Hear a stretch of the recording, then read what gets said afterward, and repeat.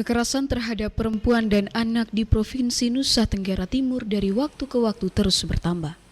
Berdasarkan data dari Dinas Pemberdayaan Perempuan dan Perlindungan Anak Nusa Tenggara Timur, tercatat sebanyak 3.670 kasus kekerasan yang terjadi pada anak dan perempuan sepanjang tahun 2022.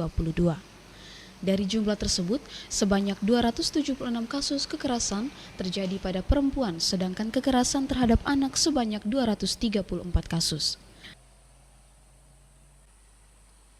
Rata-rata kasus kekerasan perempuan dan anak di Provinsi Nusa Tenggara Timur didominasi oleh kekerasan dalam rumah tangga atau KDRT, yakni mencapai 1.798 kasus dalam kurun waktu 21 tahun terakhir. Sementara kasus tertinggi kedua adalah kekerasan seksual sebanyak 28 kasus. Ada sejumlah faktor yang mendorong tingginya kasus kekerasan terhadap anak dan perempuan, di antaranya rendahnya pendidikan, minimnya kesadaran hukum, tingkat ekonomi yang rendah, budaya patriarki, dan pernikahan dini. Bagaimana upaya-upaya yang dilakukan untuk mengurangi kasus tersebut? Selengkapnya, mari kita ikuti Katong Mbak Omong sesaat lagi. Selamat petang pemirsa TVRI Stasiun Nusa Tenggara Timur di mana saja Anda berada. Assalamualaikum warahmatullahi wabarakatuh. Shalom, salve, Om Swastiastu, Namo Buddhaya, salam sehat bagi kita semua. Puji Tuhan pemirsa, kembali lagi saya Dian Lenggu menjumpai Anda sekalian tentunya dalam acara Ketong Mbak Omong. Nah kali ini pemirsa, selama 1 jam ke depan saya ingin mengajak Anda sekalian yang mungkin sudah beraktivitas, lelah menjalankan aktivitas Anda sepanjang hari dari pagi hingga sore hari. Nah, saatnya saat ini mari Anda berkumpul bersama orang-orang terkasih, mungkin di depan layar kaca Anda ataupun mungkin bisa menyaksikan kami lewat live streaming dan bisa menyaksikan segmen ini. Acara yang memang kami sajikan khusus bagi Anda sekalian, pemirsa setia TVRI Nusa Tenggara Timur, yaitu Ketong Mbak Omong. Kali ini saya akan mengajak Anda untuk mendapatkan informasi dan juga ini merupakan edukasi kepada masyarakat Nusa Tenggara Timur khususnya tentang isu yang kami angkat kali ini dengan tema kekerasan terhadap perempuan dan anak. Pemirsa, seperti yang kita saksikan barusan di prolog sebelumnya bahwa kasus kekerasan perempuan dan anak angkanya masih cukup tinggi dan ini merupakan PR yang cukup besar bukan saja kepada pemerintah namun kita sebagai masyarakat agar lebih aware terhadap lingkungan sekitar kita. Nah, saya tidak sendiri, kali ini saya sudah mengundang 3 narasumber saya yang sudah bersedia hadir di studio TVRI Nusa Tenggara Timur. Selamat sore ibu-ibu cantik. Selamat sore Kak Dian. Puji Tuhan, luar biasa. Apa kabarnya? Kabar baik dan luar biasa. Luar biasa. Langsung saja saya ingin memperkenalkan kepada pemirsa TVRI. Sudah hadir di sini 3 orang narasumber, yaitu pertama Direktur Lembaga Bantuan Hukum Asosiasi Perempuan Indonesia untuk Keadilan LBH Apik NTT, Ibu Ansir Hidara. Selamat sore Kak Dian dan pemirsa di rumah. Iya. Kemudian ada Ketua Lembaga Perlindungan Anak Nusa Tenggara Timur, Ibu Veronica Atta SHM. Luar biasa sudah hadir Ibu. Apa kabar? Kabar baik Kak Dian dan pemirsa TVRI baik di rumah maupun di mana saja berada. Dan ini ada juga psikolog cantik kita Ibu Mariana Ikun RD Paherera. Apa kabar Ibu? Baik Kak Dian, selamat sore juga pemirsa TVRI. Baik, terima kasih sebelumnya sudah hadir di sini. Ini perempuan-perempuan hebat yang akan memberikan informasi kepada para perempuan luar biasa yang ada di luar yang menyaksikan acara ini, dan kami harapkan apa yang kita bincang-bincangkan sore hari ini dapat memberikan informasi yang luar biasa, informasi yang baik ya, yang mengubah keadaan perempuan yang mungkin membutuhkan, lebih membutuhkan informasi terhadap tanda kutip kasus yang mungkin saja terjadi, akan terjadi dan mungkin sedang terjadi di sekeliling kita, yaitu kekerasan terhadap perempuan dan anak. Nah ini mungkin langsung saja pemirsa, kita 1 jam akan mendengarkan bincang-bincang terhadap ibu-ibu yang sudah ada di sini dan kita akan berikan informasi kepada pemirsa ya. Mungkin yang pertama saya mau ke Ibu Tori. Ibu Tori ini panggilan sapaan ya dari Ibu Veronica Atta ya. Pemirsa, saya biasanya manggil Ibu Tori. Ibu Tori, bagaimana mungkin bisa dijelaskan sejarah kekerasan terhadap perempuan dan anak. Biar pemirsa yang ada di rumah juga lebih mengetahuinya. Silakan Bu. Ya, terima kasih. Jadi sejarah Hari Perempuan, Hari Anti Kekerasan terhadap Perempuan secara internasional kita peringati setiap tanggal 25 November. 25 November dan dirayakan selama 16 hari, 25 November sampai 10 Desember, puncaknya pada tanggal 10 Desember Hari Hak Asasi Manusia. Dan pada tanggal 25 November dirayakan sebagai Hari Anti Kekerasan terhadap Perempuan oleh karena pada tanggal 25 November tahun 1960 itu terjadi pembunuhan atau eksekusi terhadap 3 perempuan, 3 bersaudara, Mirabel bersaudara, itu di Republik Dominika di Karibia ya. Dan pada tanggal 25 November setelah tahun 60, tahun 81 itu ada Kongres Perempuan di Amerika Latin dan menetapkan bahwa tanggal 25 November itu sebagai Hari Anti Kekerasan terhadap Perempuan. Kemudian diadopsi oleh PBB itu pada tahun 99 dulu baru diadopsi ya, karena memang terjadi pembunuhan terhadap 3 perempuan bersaudara ini. Mereka menolak rejim pada saat itu. Jadi di Republik Dominika pada saat itu di bawah kekuasaan Rafael Trujillo itu yang sangat kejam, keji, dan melakukan penyiksaan, penganiayaan terhadap warga di sana ya. Karena itu memang 3 perempuan ini yang berjuang, lalu karena berjuang terkait dengan hak asasi manusia, terjadinya demokrasi, kemudian bahwa mereka dibunuh ya. Ya, karena itu dunia memperingati sebagai Hari Anti Kekerasan terhadap Perempuan sedunia. Luar biasa Ya. ya. Jadi diperingati setiap tahunnya sampai saat ini. Setiap tahunnya sampai saat ini, dan ada rangkaian 16 hari ya, karena selain tanggal 25 November itu tanggal 1 Desember kita kenal dengan Hari AIDS. Ya. Ada hubungannya Ada Bu, ya? hubungannya. Kemudian tanggal 2 November itu Hari Anti Eksploitasi, tanggal 3 Hari Disabilitas sampai pada tanggal 10. Baik, jadi Ya. merupakan satu rangkaian yang memang harus diingat terus. Iya, diingat dan dikampanyekan sehingga orang sadar bahwa kekerasan terhadap perempuan dan anak ini mesti diakhiri sehingga semua orang bebas dari kekerasan ya, mengingatkan untuk semua orang dan di seluruh dunia.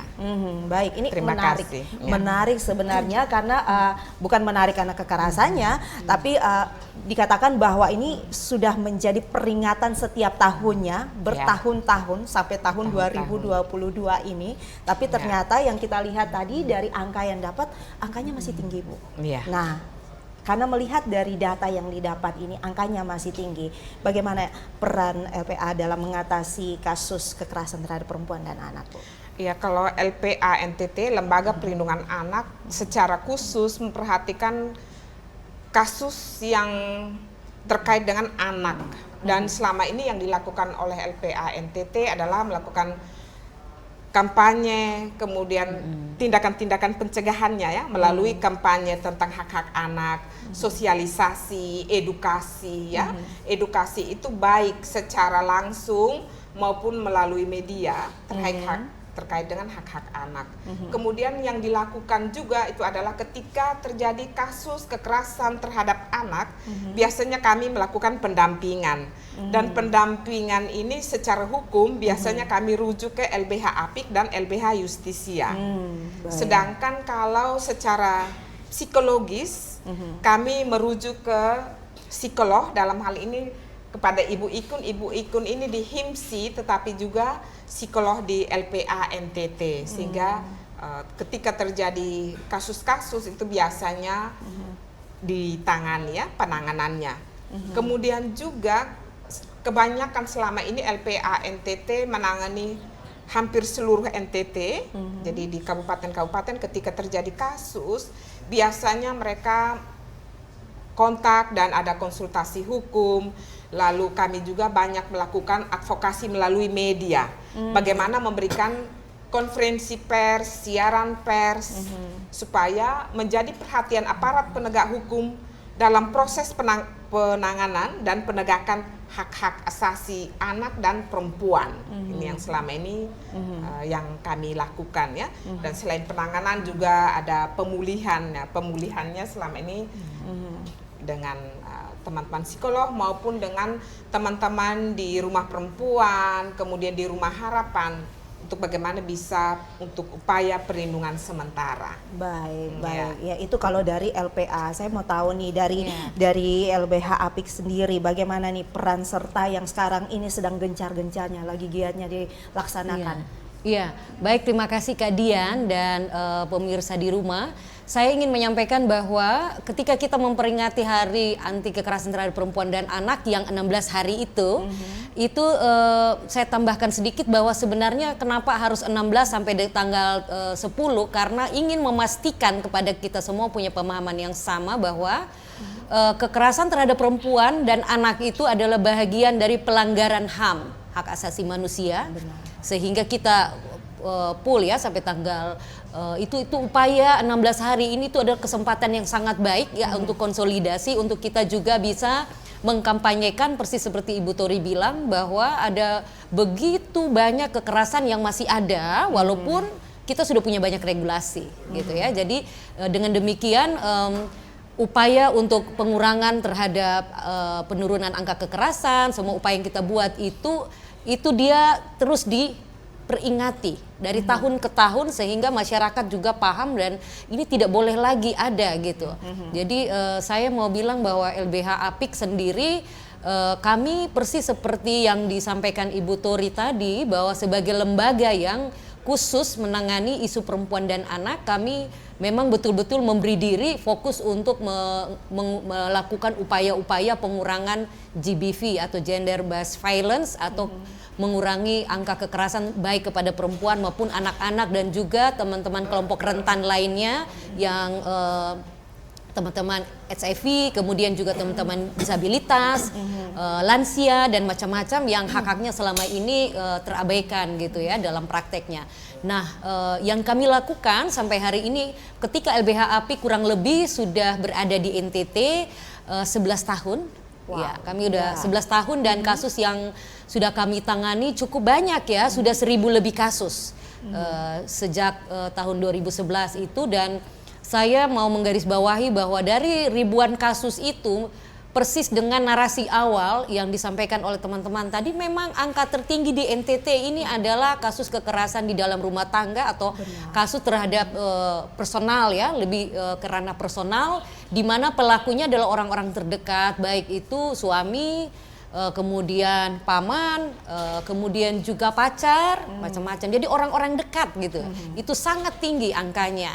Kemudian selain kasus di ranah personal itu, kita juga menangani kasus yang kedua tertinggi adalah kasus kekerasan seksual gitu yang terjadi ya di masyarakat seperti itu. Dan yang dilakukan oleh LBH Apik itu baik secara litigasi dan non litigasi. Litigasi maksudnya kita berproses secara hukum ya sampai ada keputusan inkrah. Kalau non litigasi itu artinya kita menyelesaikan kasus itu di luar ranah hukum gitu. Gitu ya. Jadi contoh-contohnya kalau di luar ranah hukum itu kita melakukan mediasi, kemudian juga kami melakukan sosialisasi, kemudian juga menjangkau masyarakat sampai ke di desa-desa untuk mendapatkan akses dan bantuan gitu, yang ada kasus-kasus memang yang tidak harus ke ranah hukum gitu ya. Kalau masih bisa ya diselesaikan, sebaiknya dia di luar pengadilan gitu. Tapi ada kasus yang memang harus. Saya kasih catatan untuk kasus kekerasan seksual misalnya, itu tidak bisa dilakukan diversi atau melakukan itu dengan kita melakukan ini ya di luar ranah hukum atau yang tadi saya bilang non litigasi, itu tidak boleh. Itu juga diakui atau diatur di dalam undang-undang gitu. Jadi apapun, karena memang kalau masyarakat tidak tahu ataupun aparat penegak hukum pun kalau tidak paham, maka bisa kasus-kasus yang harusnya diselesaikan secara hukum digiring ke tempat lain. Ya begitu. Dengan contoh kan kalau dalam undang-undang sistem peradilan pidana anak. Untuk kasus anak itu kita mengenal yang ada yang namanya diversi ya. Tapi diversi itu sekali lagi saya garis bawahi itu tidak bisa untuk kasus kekerasan seksual. Itu untuk diketahui oleh masyarakat juga, sehingga masyarakat yang di desa itu tidak bisa diselesaikan secara adat atau diselesaikan secara kekeluargaan atau diversi ya. Itu harus berproses hukum. Seperti itu. Jadi selain itu saya kira ada aspek pencegahan juga yang dilakukan oleh LBH Apik. Kami melakukan banyak sekali di banyak kesempatan melakukan sosialisasi terhadap berbagai persoalan atau isu-isu perempuan dan anak, sehingga ada terbangun perspektif dari masyarakat yang sadar bahwa melakukan kekerasan terhadap perempuan dan anak adalah pelanggaran HAM begitu. Jadi tidak bisa kita tidak bisa main-main atau tidak bisa melanggengkan itu dengan alasan apapun, walaupun alasan norma agama, norma adat dan lain-lain, itu tidak bisa gitu. Jadi ada penjangkauan juga, seperti LBH Apik juga melakukan penjangkauan. Kami tahu persis bahwa yang kami bantu itu adalah masyarakat miskin, terutama perempuan dan anak, apalagi ibu rumah tangga yang secara fakta mereka itu bergantung secara ekonomi kepada suami, yang diperkuat dengan sistem patriarkat atau sistem yang adat ataupun kebudayaan atau sesuatu yang lebih menganggap bahwa laki-laki itu lebih tinggi Nomor dari satu, ya. dari perempuan. Sementara kita mendorong untuk kesetaraan gender, kesetaraan antara laki-laki dan perempuan, sehingga apapun yang terjadi, baik itu di ranah domestik di dalam rumah ataupun di ranah publik, itu harus kita pastikan. Mungkin kita semua pernah dengar yang namanya GETSI kan, ya. GETSI itu bagaimana ada kesetaraan terhadap gender perempuan dan laki-laki, tapi juga ada pengakuan terhadap peran dan hak-hak dari teman-teman disabilitas dan juga inklusi sosialnya gitu. Jadi itu harus sudah terkonek ya oleh kita semua, baik itu oleh pemerintah, NGO, masyarakat dimanapun harus memastikan GETSI itu menjadi bahagian dari proses kita menjalani kehidupan berbangsa dan bernegara. Jadi itu beberapa upaya yang kami buat, dari pencegahan dan juga penanganan. Penanganan hukumnya tadi saya sudah sampaikan, dan juga dalam konteks penanganan kami tidak pernah bekerja sendiri. Menyelesaikan kasus hukum itu tidak melalui hukum ansih. Dia harus juga melibatkan semua stakeholder, semua pihak, pemerintah, swasta maupun aparat penegak hukum dan para pengada layanan lainnya. Karena itu LBH Apik selalu bekerja sama baik dengan LPA, dengan teman-teman dari psikolog, ada juga yang namanya lembaga altruis ya, seperti itu yang sudah mensupport kami. Ada juga rumah aman yang kita kenal disupport oleh Gemit, yaitu Rumah Harapan. Rumah Harapan itu rumah bagi teman-teman perempuan dan anak yang mengalami kekerasan. Misalnya mereka harus keluar dari rumah karena mereka tidak bisa hidup bersama-sama dengan si pelaku, mendapatkan ancaman dan lain-lain, maka mereka butuh sebuah rumah yang aman, yang bisa mereka tenang sejenak dan diintervensi oleh psikolog dan lain. Ada yang namanya Rumah Harapan Gemit. Itu salah satu kontribusi dari Gemit untuk konteks penyelesaian kasus perempuan dan anak di NTT. Dan di LPA saya berterima kasih karena selama ini kami punya kerjasama yang sangat baik, sangat mensupport, dan kalau masuk ke aspek untuk penanganannya, LPA akan menggandeng LBH Apik bersama-sama untuk menyelesaikan kasus itu. Jadi saya menggarisbawahi menyelesaikan kasus kekerasan terhadap perempuan dan anak itu tidak bisa bekerja sendiri. Kita harus terus bekerja sama dan perlu supportnya, bukan itu saja tapi juga kebijakan dan anggaran. Mungkin itu yang saya sampaikan kepada kakak untuk sementara, dan beberapa kerja-kerja LBH Apik itu memang mendorong ke arah perubahan kebijakan. Dari kasus yang kami tangani menjadi entry point untuk melakukan berbagai perubahan kebijakan baik di level desa, kabupaten, provinsi dan nasional. Baik, begitu ya. ya. Makasih Kak Dian untuk sementara gitu aja. Luar biasa ini penjelasannya Ibu Ansi ini cukup jelas sekali. Tapi memang di sini dapat kita tarik kesimpulannya bahwa masyarakat itu emang harus, bukan cuma masyarakat tapi pemerintah juga memang harus aware terhadap keadaan sekeliling. Apalagi dikatakan bahwa menyelesaikan penyelesaian kasus kekerasan terhadap perempuan dan anak ini butuh kerjasama yang luar biasa, bukan bekerja sendiri saja, tapi ada banyak sekali stakeholder yang terlibat dan apalagi masyarakat kalau kurang memahaminya berarti tentu saja tidak membuahkan hasil ya. Ini menarik dan nanti saya akan saya bertanya lagi sama Bu Ansi dan juga Bu Tori terkait mungkin lebih bagaimana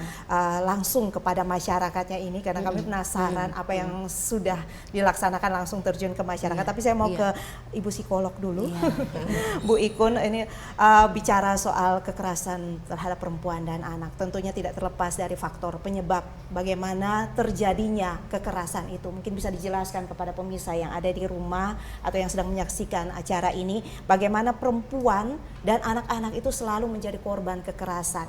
Tidak menutup kemungkinan ada juga laki-laki dan orang dewasa, tapi yang lebih sering kita dengar di sini adalah korban yang lemah, yaitu perempuan dan anak. Boleh dijelaskan? Ya, baik, terima kasih Kak Dian. Jadi kenapa perempuan dan laki-laki itu rentan ya menjadi korban kekerasan? Yang pertama itu ketidakseimbangan kekuatan sosial ya antara laki-laki dan perempuan. Jadi ruang-ruang untuk pengembangan laki-laki itu lebih banyak, lebih besar daripada perempuan. Itu yang pertama. Kemudian yang kedua, juga secara fisik laki-laki itu memang lebih besar daripada perempuan. Itu ya, kekuatan fisik lebih besar laki-laki daripada perempuan. Sehingga mereka ya rentan menjadi korban gitu ya, kekerasan karena dianggap lemah. Kemudian yang berikutnya adalah KDRT itu dianggap sebagai sesuatu yang harus ditutupi karena itu akan merusak aib, menjadi aib ya, membuka aib keluarga gitu. Itu kemudian kalau bagi anak-anak itu kan memang masih bergantung kepada orang dewasa ya, anak-anak lebih bergantung kepada orang dewasa dan anak-anak itu juga lebih toleransi gitu ya. Toleransi artinya pada saat menjadi korban kekerasan, mereka lebih mudah untuk memaafkan, seperti itu, ya. Apalagi tadi sudah disampaikan oleh Ibu Ansi bahwa biasa orang-orang dekat itu pelakunya, gitu. Dan pada saat mereka tahu itu adalah orang dekat, mereka lebih mudah untuk memaafkan, gitu ya, untuk mempunyai toleransi, seperti itu. Jadi ini beberapa alasan yang membuat perempuan ini menjadi perempuan dan anak itu menjadi korban, gitu ya. Kemudian juga mungkin pemahaman yang keliru ya, pemahaman keliru bahwa perempuan itu harus tunduk kepada suami, gitu ya. Sehingga apa yang dikatakan suami atau apa yang dilakukan oleh suami untuk menguasai itu menjadi salah satu tanggung jawab perempuan untuk mempertahankan pernikahan. Itu sering juga perempuan itu dibebankan untuk mempertahankan keluarga, perkawinan. Itu yang beberapa alasan yang saya temui gitu ya. Yang kerap kali ditemui kerap kali saya temui pada saat mendampingi korban. Dan kayaknya ini bukan cuma di NTT saja. Saya rasa ini menjadi alasan yang klasik di hampir setiap perempuan di penghujung dunia ini ya. Dan perempuan ini kan biasanya tergantung secara finansial juga kepada secara ekonomi. Ya, secara ekonomi itu tergantung. Ya, kemudian itu menjadi hal yang paling mudah dilakukan oleh suami untuk menekan istri. Jadi istri juga perempuan ini juga tidak mau melapor atau tidak mau melapor karena ketergantungan pertimbangan tertentu. Pertimbangan juga dijauhkan oleh anak-anaknya. Seperti itu. Baik. Ya, kalau bicara soal ini memang lebih biasanya kita merenung lagi nih sebagai perempuan ya. Tapi ya semoga dengan informasi yang disampaikan oleh ibu-ibu ini dapat mengubah ya change mindsetnya kita ya, agar sebagai perempuan kita harus lebih kuat lagi menghadapi tantangan di masa saat ini. Baik, saya mau kembali lagi ke Bu Tori ini. Kalau dilihat dari angka yang tadi disampaikan terlebih dahulu bahwa lumayan ya Bu ya, masih 3 ribuan ya, meskipun sudah dikampanyekan terus menerus Bahkan setiap tahun ada 16 hari yang full. Ini merupakan gerakan yang luar biasa untuk para ibu-ibu ini memberitakan kepada seluruh perempuan yang ada di NTT, tapi ternyata masih ada angka ini. Pendapat Ibu bagaimana? Apakah ini kurang greget atau apa yang harus dilakukan lagi nih biar menurunkan angka yang masih tinggi ini, Bu? Ya, terima kasih. Angka kekerasan terhadap perempuan dan anak itu setiap tahunnya memang dia meningkat. Sebenarnya yang muncul itu seperti gunung es, muncul di permukaan, tapi sesungguhnya masih sangat banyak yang tidak muncul. Dengan alasan-alasan sebagaimana yang tadi disampaikan ya, bahwa karena relasi kuasa antara laki-laki dan perempuan yang timpang. Ya. Kemudian juga konstruksi sosial dan budaya kita yang menentukan ataukah menggarisbawahi di sini bahwa memang budaya kita mengajarkan supaya yang lebih diutamakan itu adalah laki-laki atau anak laki-laki. Dan saya kira bahwa juga kita, seingat saya ya, dulu ada bacaan di SD bahwa ini Ibu Budi. Budi bermain bola, Wati membantu ibu memasak di dapur. Jadi konstruksi sosial budaya yang mengordinasikan, menomorduakan perempuan ya, sampai sehingga ketika misalnya untuk pengambilan keputusan itu juga kan gampang-gampang susah ya ketika perempuan mau mengambil keputusan. Jadi memang konstruksi sosial budaya kita yang sangat kuat. Kemudian juga saya kira bahwa memang penafsirannya terhadap misalnya regulasi undang-undang perkawinan itu sebenarnya diskriminasi, ada pasal tertentu itu diskriminasi terhadap perempuan, di mana dalam, kalau saya tidak salah, sekitar pasal 32 menyatakan bahwa suami adalah kepala keluarga, istri adalah ibu rumah tangga. Pasal berikutnya mengatur bahwa istri wajib mengurus rumah tangga sebaik-baiknya. Padahal banyak sekali bapak-bapak ya, banyak sekali suami, ayah, saudara laki-laki yang bisa mengurus rumah tangga sebaik-baiknya. Mengapa dalam aturan hukum itu hanya menyebutkan tentang perempuan saja yang mengurus rumah tangga? Kenyataan itu sangat banyak sebenarnya. Kemudian kita lihat bahwa memang faktor ekonomi, dan mengapa sehingga masih sangat banyak, karena memang orang sulit untuk bagaimana bisa mengungkap atau bisa melaporkan karena menganggap bahwa ini adalah persoalan keluarga. Saya kira memang kalau dalam urusan-urusan rumah tangga tentu perbedaan pendapat itu kan biasa ya. Saya kira itu hal yang lumrah, tidak persoalan.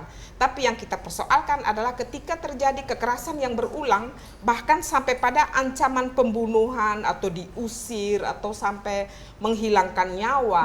Dan kita tidak mau kalau misalnya sampai dengan seseorang tunggu dulu sampai misalnya dia berdarah-darah ataukah kehilangan nyawa ya. Baru sadar. Baru sadar. Nah, saya kira bahwa kita perlu untuk bagaimana bisa saling menghormati, saling menghargai, berkomunikasi yang baik. Bagaimana kita bisa misalnya dulu kalau misalnya ketika masih pacaran, ketika jatuh nanti langsung aduh sayang tapi setelah 5 tahun, 10 tahun mulai ketika mudar tuh kata-kata mulai kalau jatuh lalu mata taruh di mana ya, orang tua bilang begitu. Jadi saya kira bahwa mari kita mencoba untuk tetap bangun komunikasi, dialog. Selisih pendapat, beda pendapat itu biasa, tapi bagaimana kita membangun dengan cinta ya, bagaimana mengasuh anak dengan cinta, bagaimana menumbuhkan keluarga itu dengan penuh rasa cinta, supaya bisa bagaimana saling menghargai dan menghargai hak asasi setiap orang. Karena sesungguhnya baik perempuan, anak maupun laki-laki itu punya hak yang sama sebagai ciptaan yang sama, diakui oleh seluruh dunia. Deklarasi Umum HAM kita juga mengakui bahwa laki-laki, perempuan, anak, siapapun punya hak yang sama. Jadi saya kira bahwa memang, dan semakin tinggi itu juga kan karena miras yang kami temui.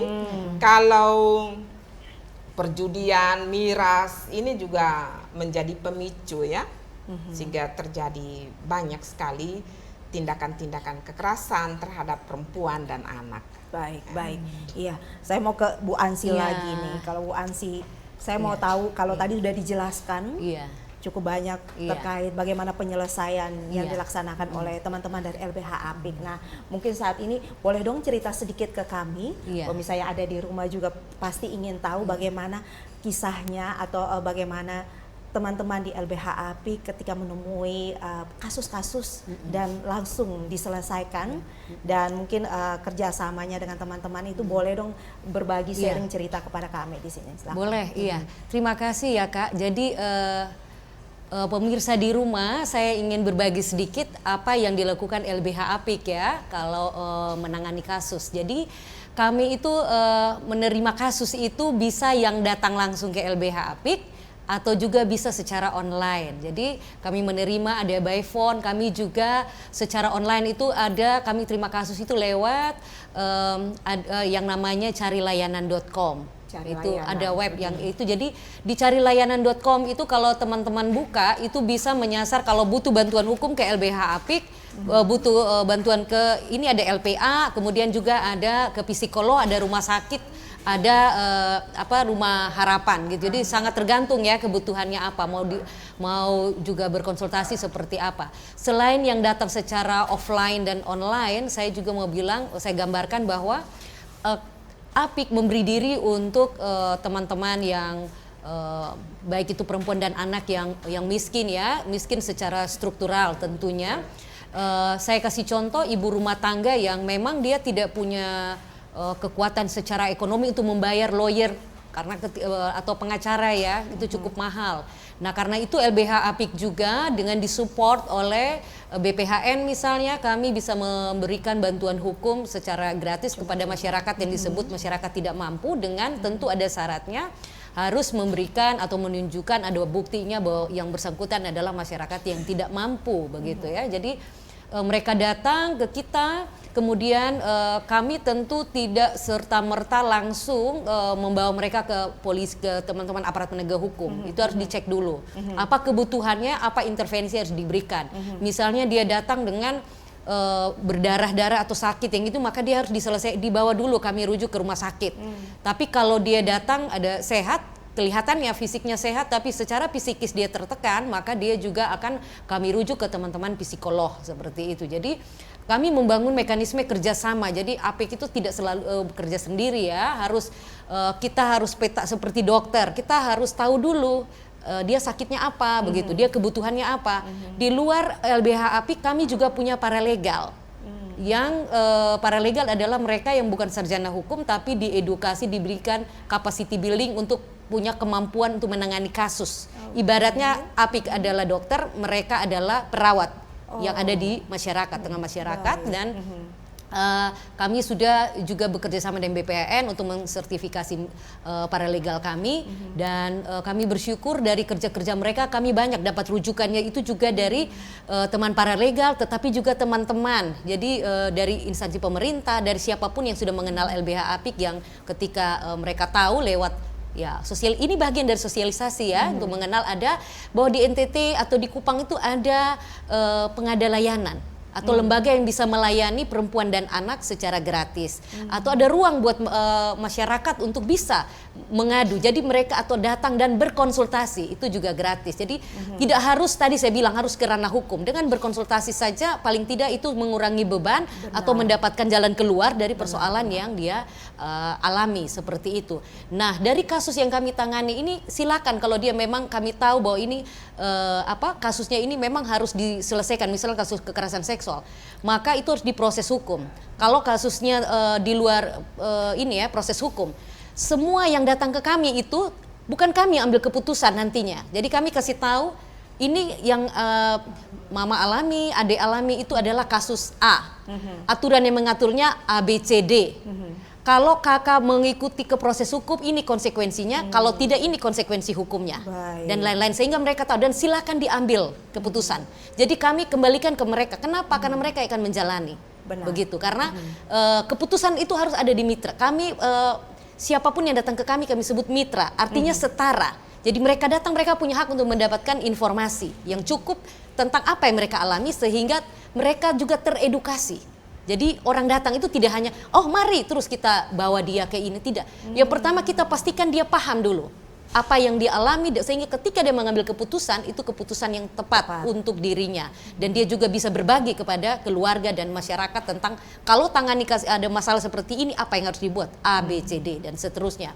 Nah, kami juga sadar bahwa ketika perempuan dan anak yang datang persis seperti yang disampaikan Kak Ikun tadi, anak-anak perempuan dan anak itu mengalami di dalam rumah tangga itu relasinya tidak setara, begitu ya, tidak setara karena ada relasi kuasanya ya gitu. Jadi persis kalau anak ya pasti secara kuasa dia dibawa dong orang tua.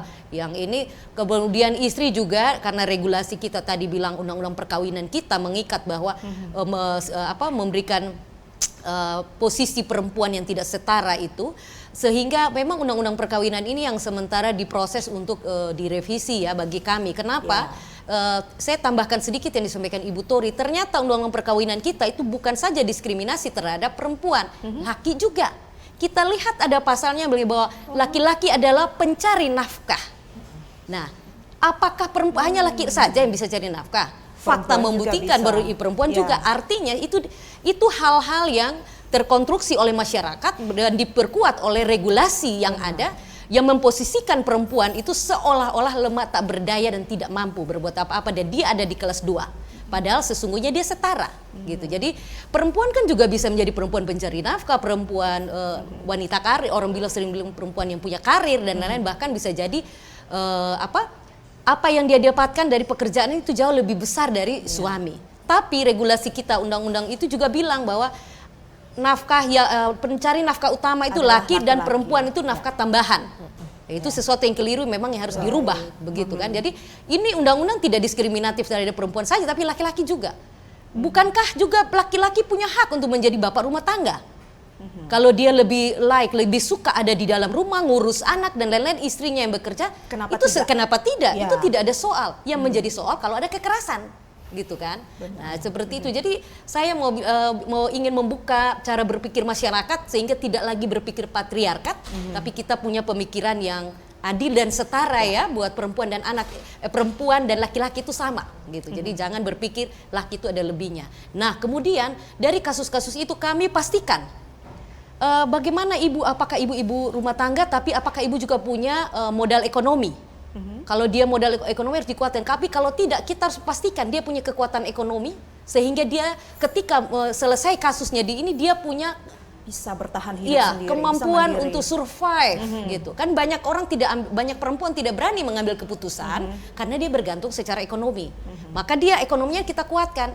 LBH Apik sendiri menjadi bahagian dari yang namanya Konsorsium Timor Adil dan Setara NTT atau kami punya program bersama dengan 7 lembaga itu, ada di Yabiku di TTU, Sanggar Suara Perempuan di SOE, ada Koalisi Perempuan Indonesia, kemudian juga ada Bengkel APEK, ada CIS Timor dan Lopo Belajar Gender. Kami berhimpun bersama karena punya visi misi yang sama untuk 3 pilar. Pilar pertama itu pengurangan GBV kekerasan berbasis gender, yaitu kemudian adalah penguatan ekonomi perempuan, dan yang ketiga adalah mendorong kepemimpinan perempuan. Yang di dalamnya juga itu ada yang namanya laki-laki baru, gerakan laki-laki baru. Bicara soal kekerasan terhadap perempuan dan anak tidak menjadi milik perempuan, tapi juga laki-laki. Laki-laki harus kita dorong, gerakan laki-laki baru ini laki-laki yang aware. Laki-laki yang mensupport dengan gerakan untuk mewujudkan keadilan dan kesetaraan gender itu, sehingga mereka mengambil peran-peran domestik, membantu istri, mendorong istrinya juga ada di ruang-ruang publik, sehingga setiap keputusan yang dikeluarkan dari dalam rumah tangga, level desa, kelurahan, segala macam itu loh. Keputusan publik itu juga menjadi bahagian yang diambil oleh perempuan atau ditentukan juga oleh perempuan, sehingga kebutuhan regulasi yang dilahirkan itu juga menggunakan pengalaman perempuan. Jangan menggunakan pengalaman laki-laki, hasilnya yang tadi produk-produk yang tidak berpihak kepada perempuan. Seperti itu. Jadi itu yang sudah dilakukan oleh LBH Apik berjejaring tadi saya bilang ya, dengan banyak mitra. Ada terus untuk memperkuat akses sampai ke desa-desa dengan anak muda hari ini supaya lebih aware lagi. Itu tadi kami dengan pengadala carilayanan.com itu mempermudah anak-anak yang hari ini hobinya hanya main gadget, malas dan lain-lain. Jadi kalau anak muda di sini yang saya maksud adalah banyak anak-anak sekolah ya, mereka mengalami banyak kekerasan tapi mereka tidak tahu kemana mereka harus pergi, sehingga kami juga mengedukasi, melakukan sosialisasi bahkan secara online dan offline, berharap bahwa kita tidak lost generasi. Benar. Begitu. Kenapa? Jangan sampai angkatan-angkatan kita yang pernah muda ini saja yang mengetahui, yang aware, sementara anak-anak mudanya tidak aware gitu. Tidak, kita lihat saja sekarang. Kemarin kita punya banyak regulasi. Kita ukur siapa sih yang bisa mengakses semua ini atau memberikan perhatian. Itu kebanyakan yang pernah muda. Tapi yang muda itu jarang memberikan perhatian. Tidak ada masih sedikit ya. Iya, sehingga kami kemarin kan mendorong bersama-sama ya, ada Permendikbud Dikti ya, untuk bagaimana memberikan perlindungan kepada mahasiswa atau sivitas akademika ketika mengalami kekerasan seksual di kampus. Itu menjadi penting karena ada, tapi mereka tidak berani bicara. Nah, gitu. dia. Di sekolah pun demikian, begitu. Baik, Jadi ada sekolah yang ramah anak dan seterusnya. Jadi saya berharap masyarakat juga bisa membantu ya, kita sama-sama mengedukasi dan bekerja bersama-sama. Bahkan kami juga menggalang kebersamaan kami dengan tokoh-tokoh gereja lewat kegiatan-kegiatan di gereja, lewat kegiatan sekolah minggu. Kemudian di gereja itu biasa ada yang namanya ibadah pemuda atau teman-teman di kelas-kelas katekesasi dan lain-lain. Nilai-nilai itu dari PAUD-nya sampai seterusnya itu harus terus digerakkan. Saya juga ingin menyampaikan, kadang-kadang kita merasa ya bahwa saya sudah sosialisasi, saya sudah menyampaikan banyak hal, itu tidak cukup. Kenapa? Kalau hari ini kita buat, ini harus dilakukan kontinu, karena bisa saja yang dengar ini adalah besok-besok dia akan beralih menjadi generasi lain. Sementara generasi yang lain itu dia lost karena tidak mendapatkan support informasi. Baik. Iya, sekarang kan kita lagi gencar dengan yang namanya kekerasan berbasis online ya. Kekerasan yang melanggar undang IT misalnya dengan bermain gadget dan lain-lain, kemudian melakukan banyak kekerasan, bullying, kemudian kekerasan seksual lainnya ya, catcalling dan macam-macam segala macam itu udah banyak dan kita harus melek untuk itu. Baik, baik ya. Benar-benar yang dikatakan Bu Ansi ini memang kayaknya harus kerja terus ya, continue terus dan ini harus dilakukan terus. Baik. Dan saya juga penasaran nih tadi yang disampaikan Ibu Ansi bahwa banyak sekali yang dilakukan oleh teman-teman LBH Apik yang tentunya juga bekerja sama dengan beberapa pihak. Nah, saya juga nanti pengen tahu kembali lagi ke Bu Tori terkait kekerasan yang lebih spesifik kepada anak-anak. Tapi kita tahan dulu pemirsa, kita jeda dulu sejenak. Anda boleh ke belakang dulu. Setelah itu kita akan kembali lagi dengan Kotong Mbak Omong bersama kami di studio TVRI Nusa Tenggara Timur.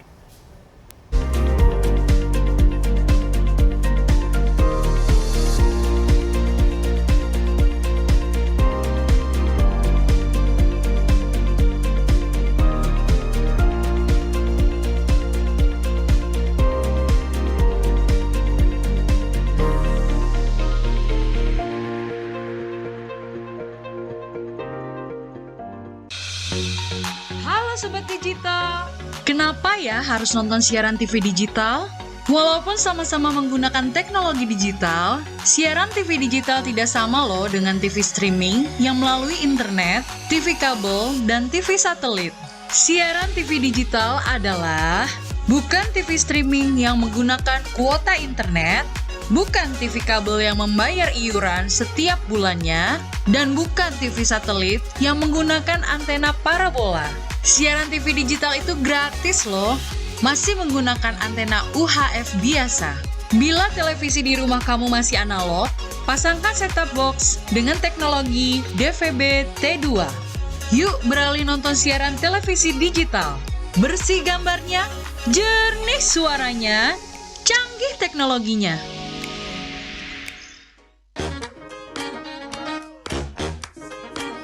Halo, aku Modi, Sobat Digitalmu. Kamu tahu nggak kalau siaran TV analog akan diganti menjadi digital? Caranya gampang banget loh. Kamu hanya perlu menginstal set-top box. Ayo, ikuti Modi.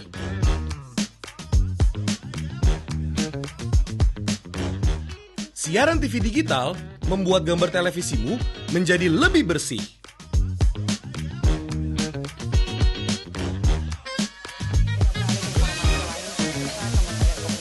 Tidak hanya bersih gambarnya, siaran TV digital juga lebih jernih suaranya. Terus membangun infrastruktur telekomunikasi di wilayah tertinggal, terdepan dan terluar. Selain membuat gambar lebih bersih dan suara lebih jernih, teknologi TV digital juga lebih canggih. Ayo, kita kembali ke lab. Ayo, segera bermigrasi ke siaran TV digital. Bersih gambarnya, jernih suaranya, canggih teknologinya.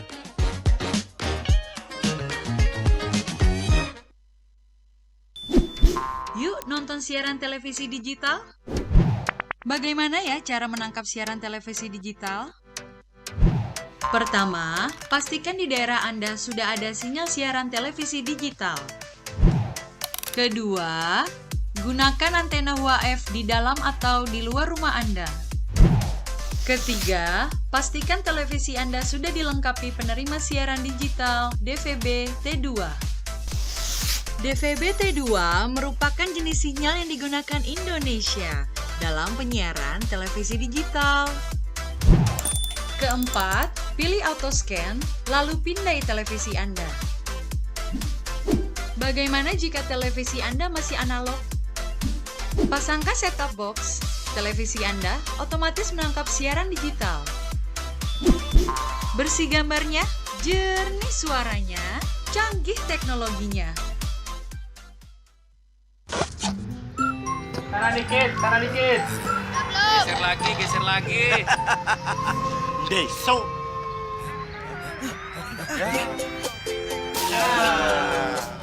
Besok. Ya. Besok.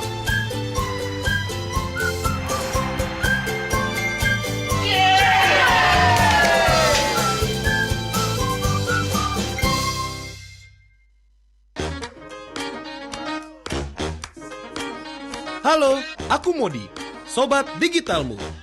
Kamu tahu nggak kalau siaran TV analog akan diganti menjadi digital? Untuk beralih ke siaran TV digital, kamu hanya perlu menginstal set-top box tanpa membayar iuran bulanan. Siaran TV digital membuat gambar televisimu lebih bersih, lebih jernih, dan lebih canggih teknologinya. Ayo, segera bermigrasi ke siaran TV digital. Bersih gambarnya, jernih suaranya, canggih teknologinya.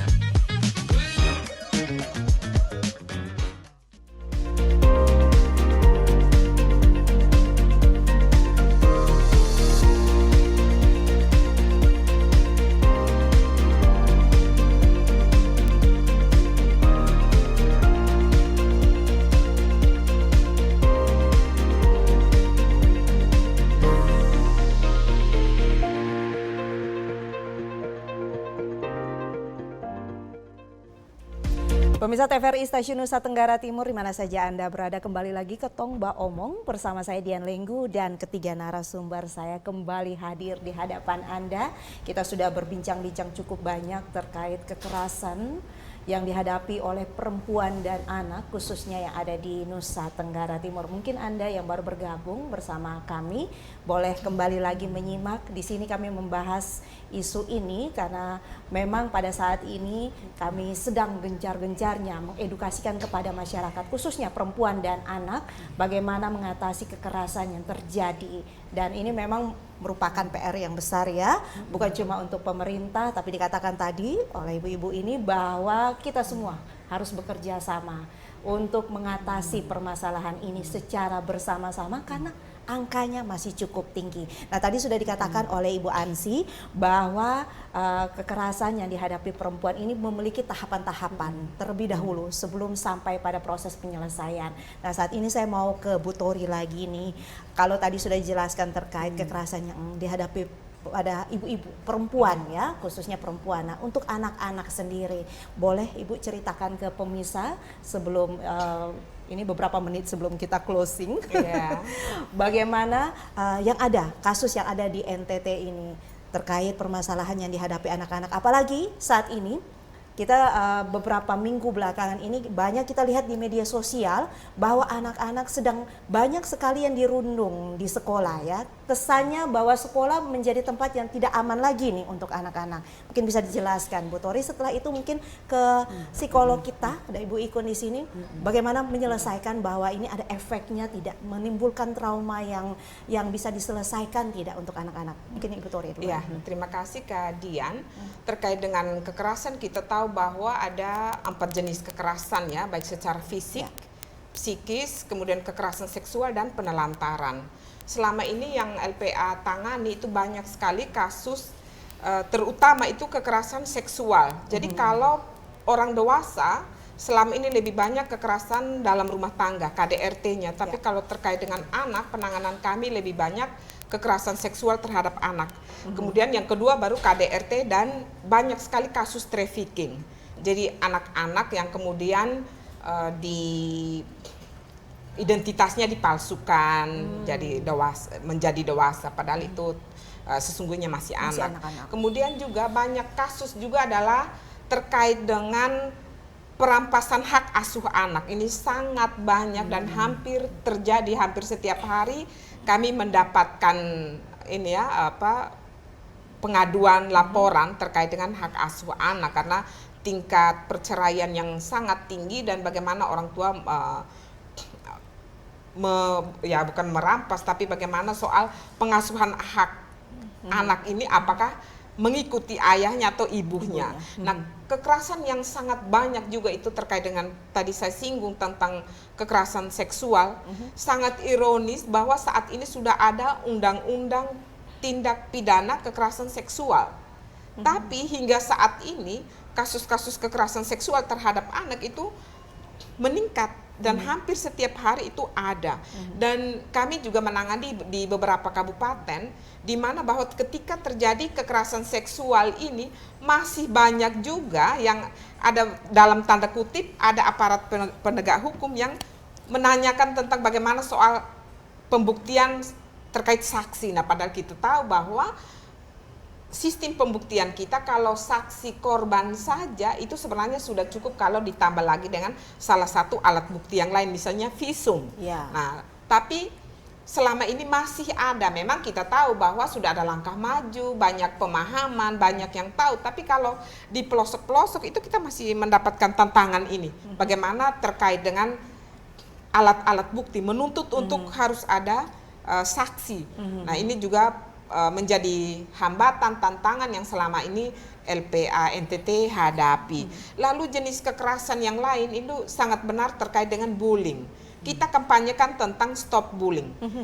Bagaimana perundungan. Jadi kekerasan itu baik dilakukan oleh orang dewasa maupun oleh sesama anak.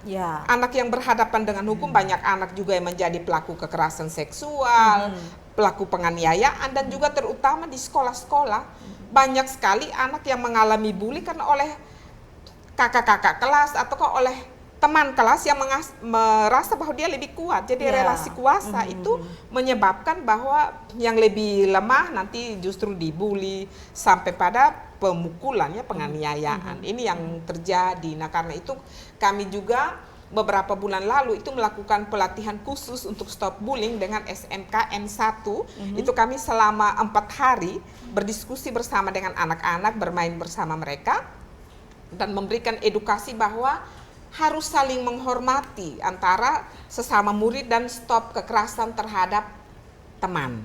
Ya, jadi mereka harus saling menghargai satu sama lain, saling menghormati ya, tidak boleh melakukan kekerasan ataukah bahkan sampai kekerasan secara fisik. Nah, ini kan sangat supaya harus dihentikan sudah ya. Dihentikan. Baik, iya. Saya mau ke Bu Psikolog. Ibu Ikun boleh jelaskan kepada pemirsa juga terkait kasus-kasus yang sudah dihadapi baik itu perempuan dan anak. Ini bagaimana implikasi keperawatan yang harus diterima oleh para korban dan apa sih efek psikologinya bagi mereka? Ya, baik.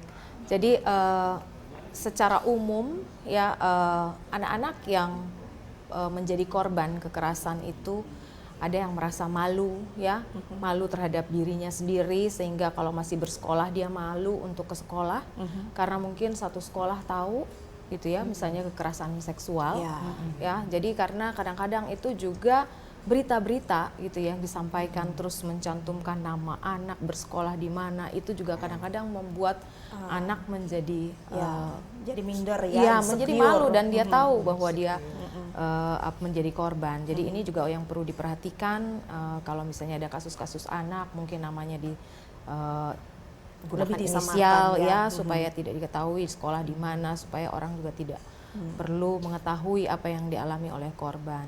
Kemudian kadang-kadang juga ada dampak fisik kalau memang ada kekerasan fisik. Jadi misalnya tanpa kita sadari, anak-anak sadari ya di sekolah ya, kekerasan juga lokasi kekerasan itu juga bisa di dalam dunia pendidikan ya, di sekolah misalnya. Jadi anak misalnya dipukul, misalnya di telinga, kemudian ada kerusakan pada gendang telinga, itu juga dirasakan. Kemudian ada memar-memar fisik yang juga akan berakibat untuk masa depannya gitu, itu juga terjadi. Kemudian juga ada secara psikologis itu mungkin dia merasa bersalah juga gitu ya, merasa bersalah bahwa ini mungkin kesalahan dia itu. Ya, dia menyalahkan diri, bisa saja terjadi. Kemudian juga bisa juga dalam perilaku-perilaku yang maladaptif, yang tidak sesuai. Misalnya apa? Mulai nakal, ya orang bilang nakal, misalnya agresi gitu ya, melakukan kekerasan itu. Kemudian ada juga anak-anak yang pernah mendapatkan kekerasan seksual itu menjadi ketergantungan, ingin mencari tahu dan ingin merasakan lagi. Itu juga ada. Seperti itu, gitu ya. Jadi ada juga kasus di mana misalnya sejak kecil sudah menjadi korban kekerasan seksual, biasanya memang akan terjadi pada saat remaja, kemudian dia akan Menjadi pelaku dan juga melakukan seks bebas gitu, berganti-ganti. Itu juga yang saya temukan. Berarti itu dampaknya dampak dari menjadi korban. Kemudian kekerasan. teman-teman psikolog sendiri yang kami bagaimana lakukan caranya adalah untuk mengatasinya? Kami mengidentifikasi apakah situasi atau kekerasan itu kemudian mengganggu aktivitas hari-hari, ya misalnya pada anak itu ya sekolah atau kemudian bagaimana dia bersosialisasi dengan teman-teman di sekolah gitu ya. Nah, atau dengan lingkungan, karena ada anak-anak yang kemudian mengurung diri, tidak mau sekolah, tidak mau keluar dari rumah karena ketakutan gitu ya, atau ketemu dengan orang-orang tertentu menjadi takut, mau dekat terus dengan orang tuanya, dengan ibunya khususnya gitu ya. Nah, ini yang kemudian kita mengembalikan kondisi psikologisnya supaya dia bisa berfungsi seperti orang pada umumnya, anak kembali pada umumnya ya, kembali normal. Baik. Gitu. Iya, sebelum kita menutup perjumpaan kita karena kita harus berpisah dengan pemirsa yang di rumah, saya mau tanya dulu mungkin ada closing statement, harapan-harapan mungkin singkat saja Ibu-ibu. Iya. Silakan diberikan kepada pemirsa, mungkin terlebih dahulu Bu Ensi. Iya. Terima kasih buat pemirsa di rumah. Saya kira ketika kita mau menyelesaikan kasus kekerasan terhadap perempuan dan anak, kita pastikan bahwa kita tidak bisa bekerja sendiri atau menyelesaikan itu sendiri. Kita butuh sinergi. Kita butuh kerjasama yang baik, baik itu sesama pengada layanan, tapi juga pemerintah dan juga terutama masyarakat. Karena regulasi kita mengatur bahwa masyarakat punya peran strategis untuk bersama-sama menyelesaikan persoalan ini. Jadi mari kita bekerja sama dan jangan takut kalau mengalami kekerasan, laporkan. Iya, baik. Silakan Bu Yukun. Ya, kalau menurut saya kekerasan ini bisa dicegah, kita mulai dari keluarga, karena keluarga merupakan sistem yang paling dekat dengan anak ya. Jadi keluarga menciptakan pola asuh atau pengasuhan yang penuh cinta kasih sehingga anak dijauhkan dari kekerasan, dan juga penguatan kepada anak dan juga perempuan supaya berdaya dan punya kemampuan untuk melindungi dirinya sendiri. Biasa, silakan Bu Torik. Iya. Baik, terima kasih pemirsa di rumah maupun di mana saja berada. Mari kita membangun kekuatan cinta dalam keluarga dan juga kita mengakhiri kekerasan baik terhadap perempuan maupun terhadap anak, karena hak asasi perempuan, hak asasi anak adalah hak asasi manusia. Mari kita saling menghormati, saling menghargai dan mengutamakan cinta, dan bagaimana kita juga membangun perdamaian di dalam keluarga dan di dalam hati kita masing-masing. Begitulah pemirsa yang disampaikan oleh tiga narasumber saya yang luar biasa ini. Terima kasih telah mengedukasikan kami para perempuan-perempuan dan juga para anak-anak ya, dan para pemirsa tentunya, para kaum laki-laki juga wajib harus tahu ini bagaimana kita mengurangi atau menekan angka kekerasan terhadap perempuan dan anak-anak ini adalah dengan cara bagaimana kita saling menghormati, dan juga kalau sampai terjadi jangan takut untuk melaporkan, karena ada intervensi lembaga, ada intervensi negara di sini. Pemerintah di sini sudah hadir untuk masyarakat bekerja sama dengan kita menyelesaikan segala permasalahan yang terjadi. Terima kasih untuk kebersamaan kita pada hari ini. 1 jam kita sudah membahas bersama terkait kekerasan terhadap perempuan dan anak. Mari berubah bersama untuk menuju arah yang lebih baik. Kami pamit undur diri. Terima kasih ibu-ibu sudah hadir di sini. Terima kasih juga pemirsa Anda telah menyaksikan kami. Sampai jumpa di kesempatan lain.